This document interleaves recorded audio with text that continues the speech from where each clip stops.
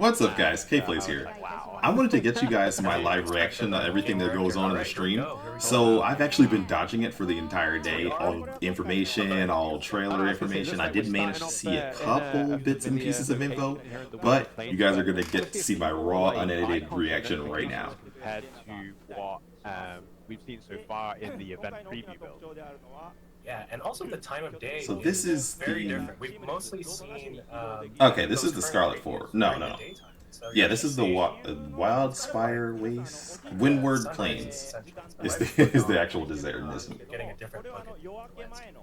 It's really Yeah, because I remember seeing this when I was playing the demo, all the fulgurite from the lightning strike in the sand. Yes, we did promise Scarlet. And we're going to be 4's gameplay, watching so this we're with gonna get the English translation from John and Jono, so I can actually hear some of the information happening right now. Yeah, and I think we should also say that this build is running on PlayStation 5, and it is work in progress. Game's still in development, so anything you see, there may be some work in progress elements, or things like that. So do keep that. PlayStation 5, interesting. So, I was actually thinking that I was going to jump onto PlayStation 4, but since I had to switch to next-gen consoles with Wilds, I switched over to PC, so I don't know whether or not my specs are going to be cooked or if I have to update before February, but we will find out. Maybe if the price ends up matching me just getting a PS5, I might switch to PS5. Or hopefully what ends up happening is all the PC players are overreacting a little bit. I'm a little bit PC illiterate, so I don't really know what's going on there, so we will find out. I'll do my research between now and February. We have 4 months, so we'll see. Alright, so we're seeing Chemitrice. Oh, wow. The way the sun just rose like that, that's pretty cool. And he's pretty cool looking. So, something interesting about this monster is that it is a carrion eater, so mostly eats, like, monster carcasses. A lot smaller than I thought it was going to be, for sure. They don't actually, like, do that. Because this is a brute wyvern. I think the next smallest one we had was Baroth. But this thing's pretty tiny. Yes. It's like just about as big as some of the raptors in the old games. You might have seen them dunking on poor Chatacabra in some of our trailers briefly. But yeah, they will go. Talioth is the name of them. These were the things that were just dogpiling monsters, exactly like this, whenever they got weak.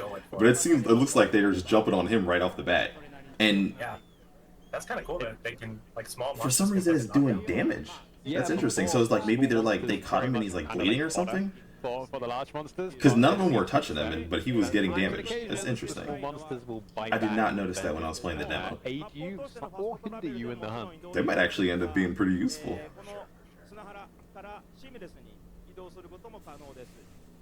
It does look like... Oh, go ahead, Joe. Oh, I was going to say, as Joe mentioned, this is on PS5.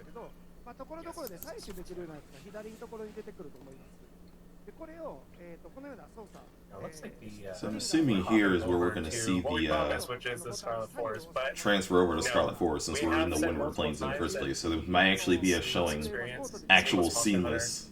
Yeah, they just mentioned it. Walking straight from one map all the way to the next one. No, absolutely right. As we said, seamless is the key word, and it's really kind of cool to be able to show you all exactly how transitioning between locales works. And it is literally, guys, you travel between it. There's not a load. Ah, nice. Yeah, you see the location kind of changing. It's getting a little bit more green instead of all the sand. I like that. And we should also note that it's like kind of a fade-in loading screen, but not because they're actually walking through it in real time. That's pretty cool. Some of them are. So now I want to see how we're getting to like the really hot areas, the really cold areas, the snowy areas. Is all of a sudden going to start just like snowstorming, and then you're just there.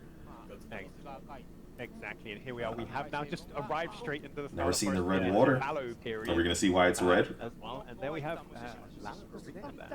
Labrina. Oh no. Are we just not going to fight it? I guess we're moving on. Catch you later. Yeah, I would have felt like that was one of the main reasons that we were actually watching this, just to go fight the monsters here. But alright. Maybe they'll double back. Small Leviathan type monster. So, kind of interesting. You can have like these really small Leviathans. They swim in packs. They basically attack creatures that are already moving. So that includes like monsters that are hurting, but also yourself. Like if you're low on health, they'll go for you. Okay, maybe they want this Lala Arena instead. If you're nice and healthy, it's okay, but if you're feeling it, they'll know. Yep. Oh, here we go. We're right into it. That's the sneak attack on Lala Arena. That other one was kind of tiny compared to this one. It might just be me looking at it now, but this one looks a little bit bigger. The other one was like tiny. True to its name, right? It's got like this. So I wonder if there's going to be really big differences between like the small and large cannons or just monster sizes in general. Dances around. And yeah, for those wondering, this is the fallow period, so that might be why it looks a bit misty or foggy in this area, and we've got the red water as well. Yeah, it's called the Scarlet Forest for a reason, right? Yeah, exactly. I love how jerky and like insectoid that thing is. So we've got these like puffs, I guess, or like I don't know if we can really describe them, but Freaking creepy. you want to talk a little bit more about that, Jim? Yeah, In like the best way this possible. is part of Lala Marina's kind of combat mechanics, and as you can see, Togoto-san is demonstrating that they can actually cause paralysis after you come into contact. So you don't get paralyzed from the first one, which is good because those things floating everywhere Very, very vulnerable to a have to get you. They're going to end up catching so many people off guard. Like you see them, you obviously know that they're there, but you might just roll backwards and catch a floret or roll and accidentally hit something, and then you're just paralyzed because of something that happened off screen behind you. Yeah, there's like 2 for the base one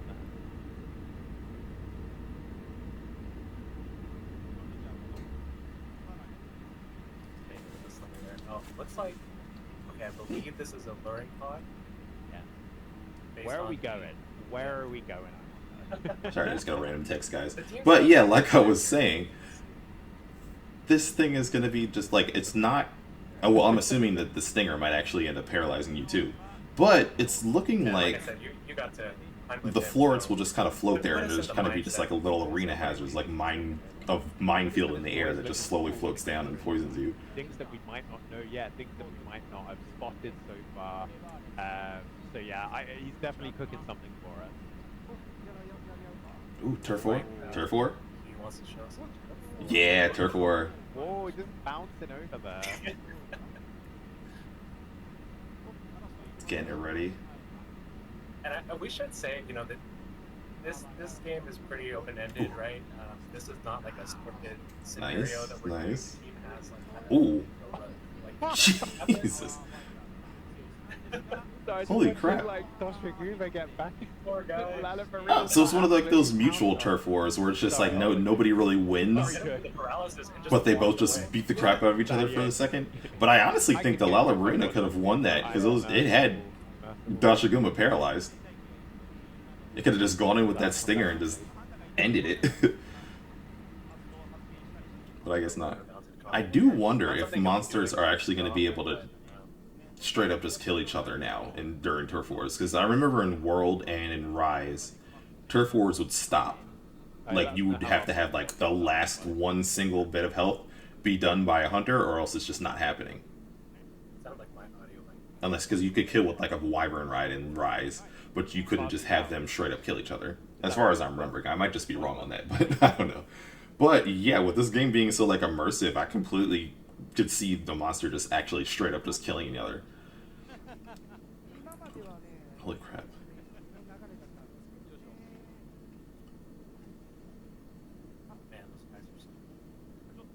No, honestly, I feel like Lala Marina seems like it's a lower tiered monster than I thought. In that it's not super aggressive.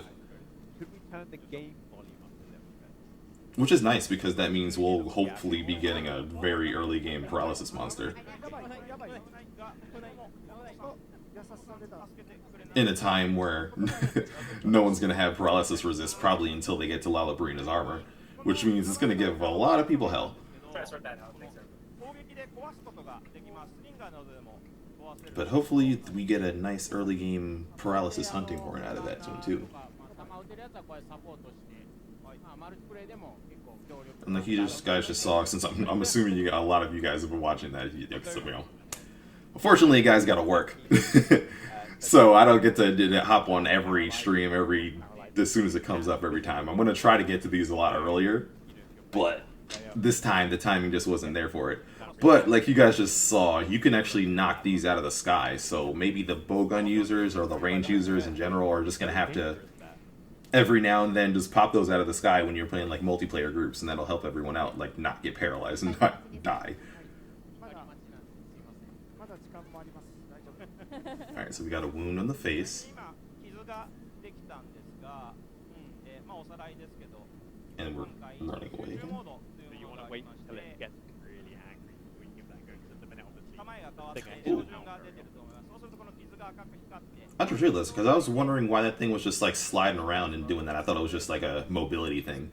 But the spikes on its legs are actually kind of just making like a buzzsaw every time it does that weird pirouette. That's pretty cool. Oh yeah, for sure. As a big focus right there. Yeah, it looks like the team's trying to show that off a little bit. Definitely a cool monster. Not exactly how I thought it was gonna fight, but it is definitely pretty cool. Can't wait to get this actually fight this thing in person. Now what I'm wondering is, this definitely looks like is it? I don't know actually. Now that I'm saying that, I don't know. It could be a demo build.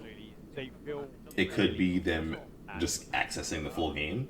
It could be like a demo build too, just so they can show this part of the game. But when they finally release that public demo that we can download, are we going to be able to visit the Scarlet Forest? Because that would actually be really cool if we could explore 2 entire maps right off the bat. I don't think it's going to happen, because that seems like a lot of the game that are just kind of showing us for free. That would be like, what, at least 3 to 4 monsters in the map, times 2, times everything you guys can see out here. Yeah, that might be a little bit too much of the game, especially if you're assuming that it's going to be like 3 to 5 maps. Or no, 4 to 5 maps, sorry. In the entire game. Because you got this, the desert, the forest, you'll probably have a hot map, you'll probably have a cold map. And then some random fit thing. But, yeah, I think that might be a little bit too much. But it'll be cool, pretty cool, if you see it. Because then we get to see like a good 6, 7, 8 fights right off the bat.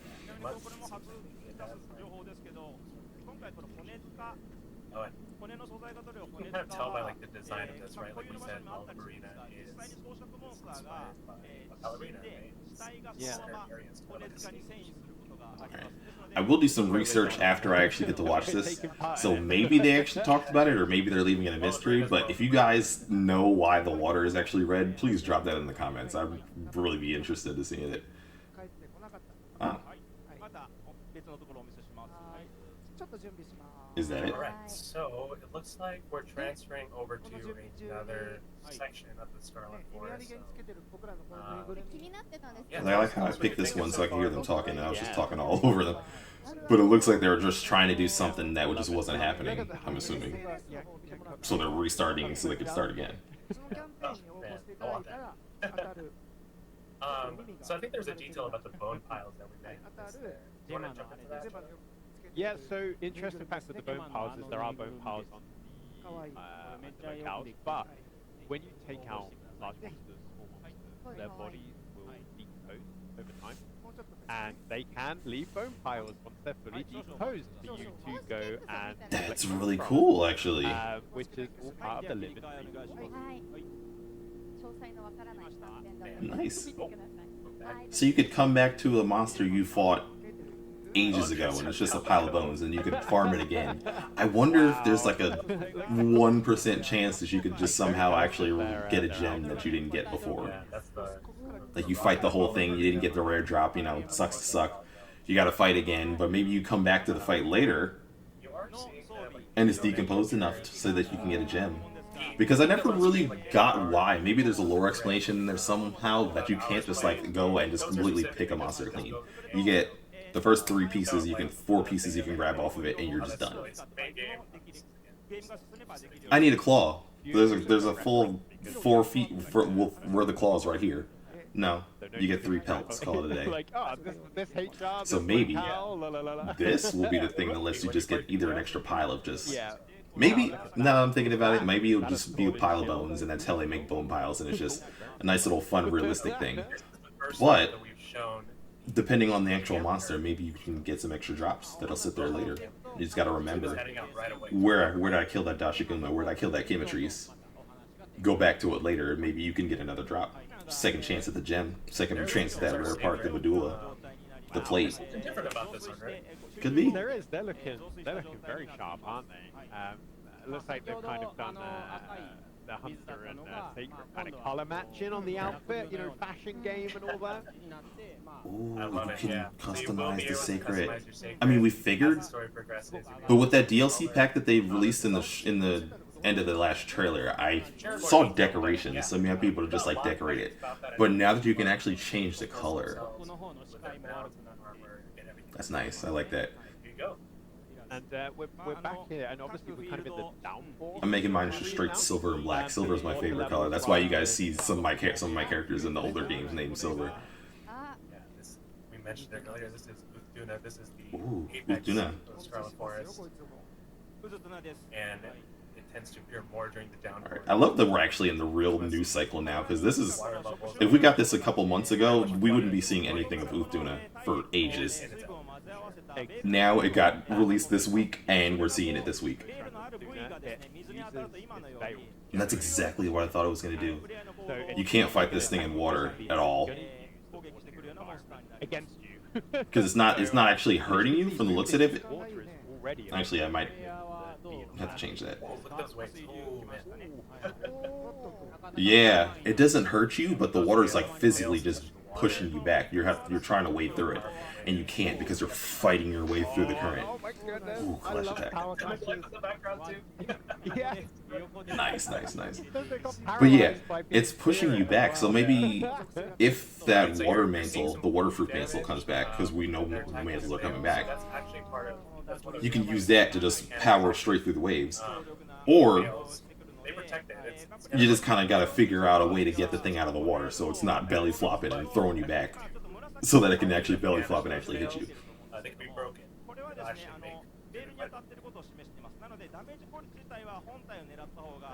what we're trying to do right now. Oh, they just have back feet. I thought it didn't have back feet at first.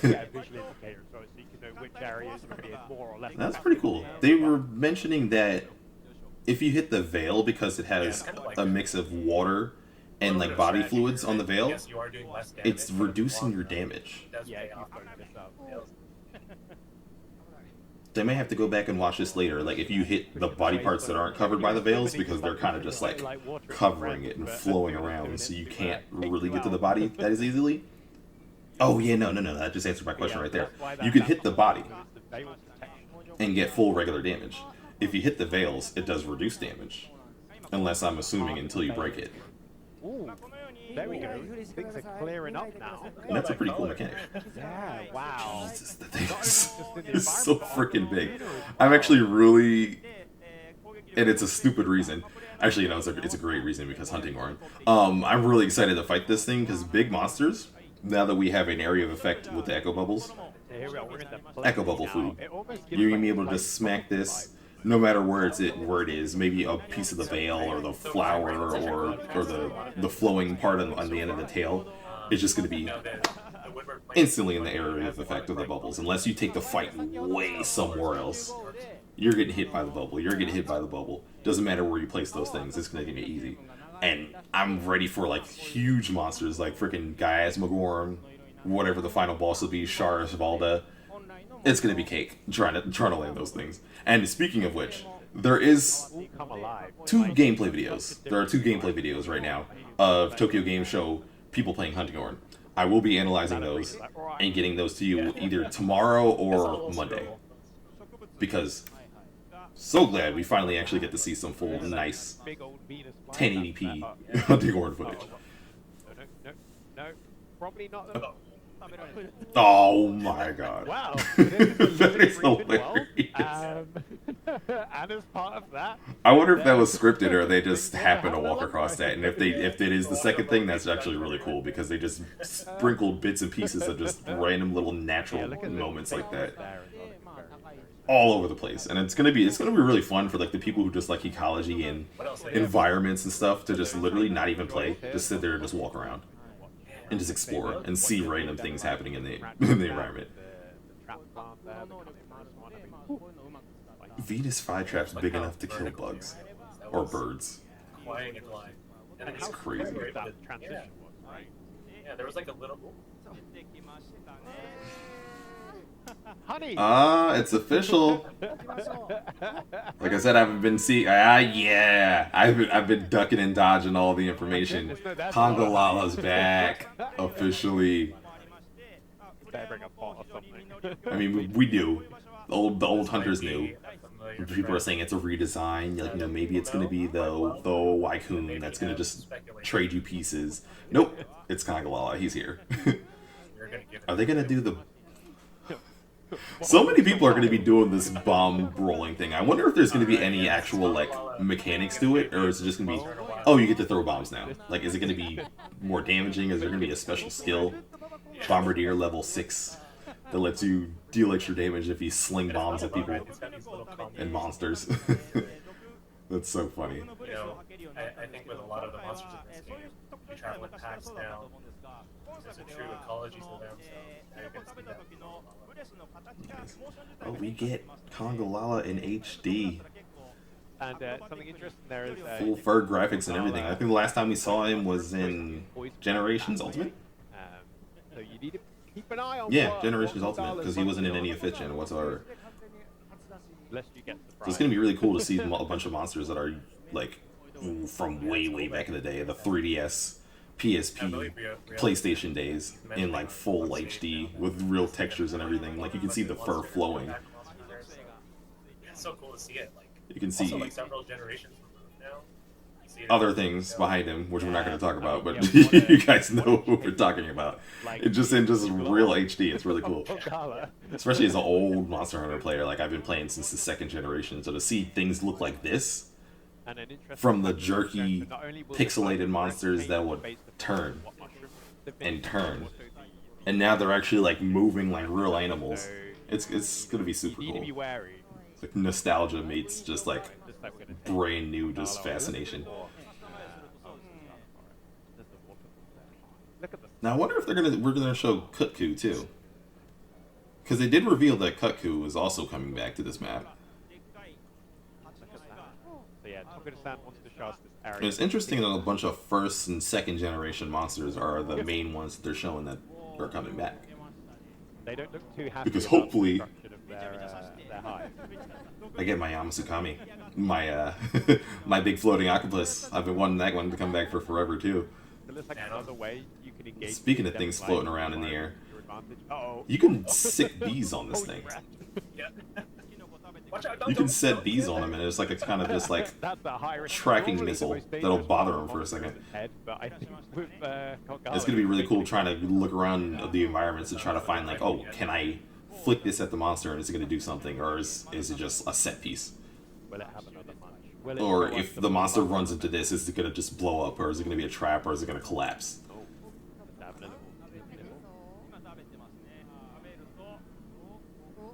Alright, we got a Nitro Shroom. Oh my goodness.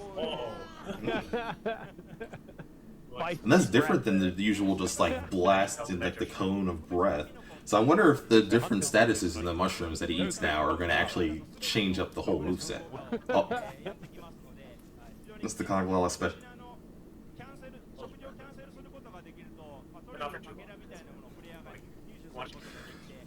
I don't know why they did that, but they did that. I don't know if you guys saw it, but when he does his little classic Conga Lala special gas attack, so we won't show you the whole hunt today. His butt's a weak point. You're gonna have to experience that for yourself. His butt becomes a wound. You guys could see it when the focus mode was was active. It glowed, which means if you're willing to brave the gas, you can slam a focus mode attack right into it.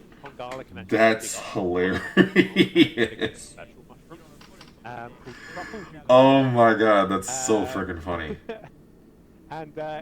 So I wonder what the tech is going to be. Like, are you going to put Stench? Because Stench pretty much was a status from way back in the day that made you not be... Actually, no. I wouldn't say way back in the day, because Volvidon came back in Rise, and so people, newer hunters should know what that is. But you get Stench, you can't use items. So do you just brave it and say screw it? Jump headfirst into the gas and land that focus strike? You get a nice Is it going to damage you this time, or are you going to have to counter through it? Counter through right into the butt? So you could land that focus strike? Oh man, that's special. That's special, alright. Oh, Monster Hunter.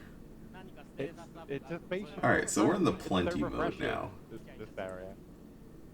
So it probably goes fallow with the red water, inclement with the downpour that washes away all the red water, and now you're here.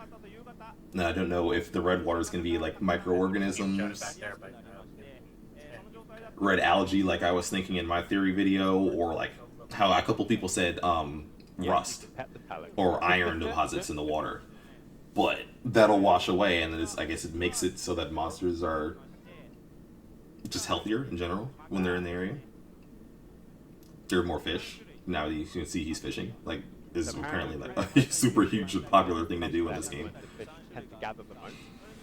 But yeah, what I'm wondering is, there might be some monsters that actually prefer it, like status monsters that like the dirty, for whatever reason, whatever's in the water. Like Lalabrina, for example. Like, I'm assuming since it's obviously not the apex like we know now, because Uthuna is the apex, is it gonna get power from the water? So in fallow, it's actually stronger. Because it's absorbing more red water into the waves. Maybe it can paralyze you easier. These are all just cool things. So it's like, oh, you might not have seen it before, because games might have just like written it into the lore. But now we're actually going to be able to see things play out right in front of us. Interesting fact about the fishing you're seeing here. So Tokuda-san himself is a enjoyer of fishing, but there's another dev member on the team that's a big fan as well, and they actually came together and kind of nerded out over fishing, and kind of create this kind of mini game and kind of mechanic for the fishing. This is going on for a long time. Yeah.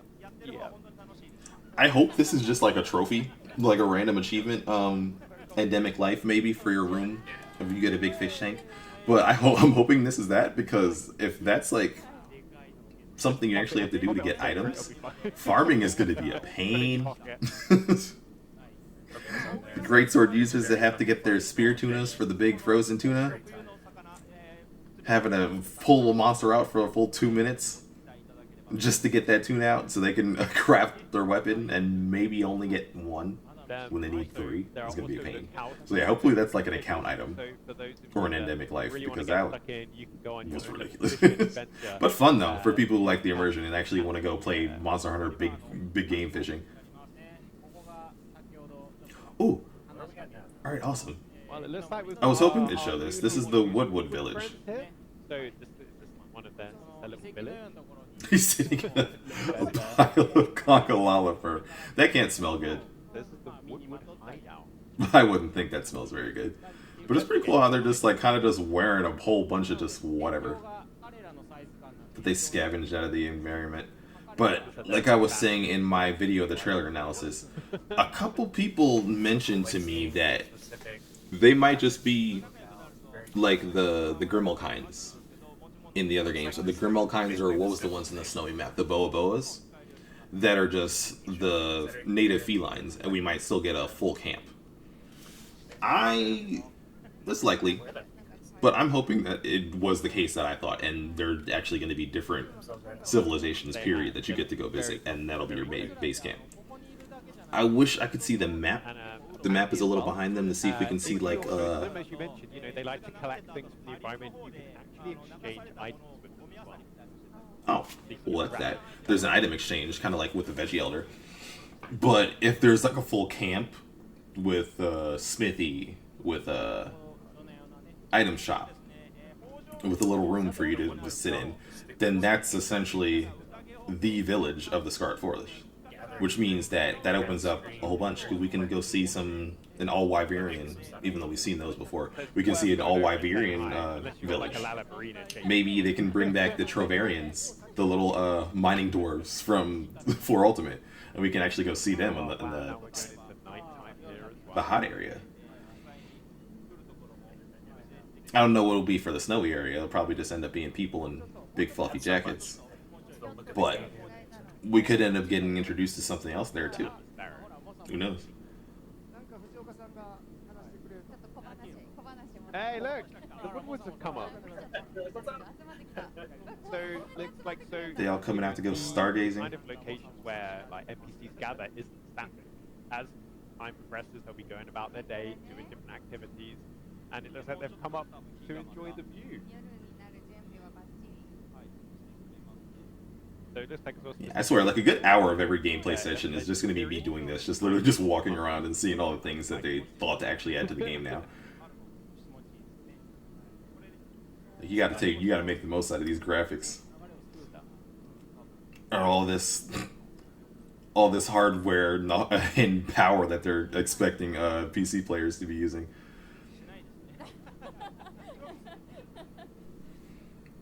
So yeah, at least it's gonna be for a good cause. You're gonna get to see some crazy stuff like this. A real living, breathing world. But again, I am very PC gaming illiterate, so I could just be talking out of my ass on that one. But we will see. We will see.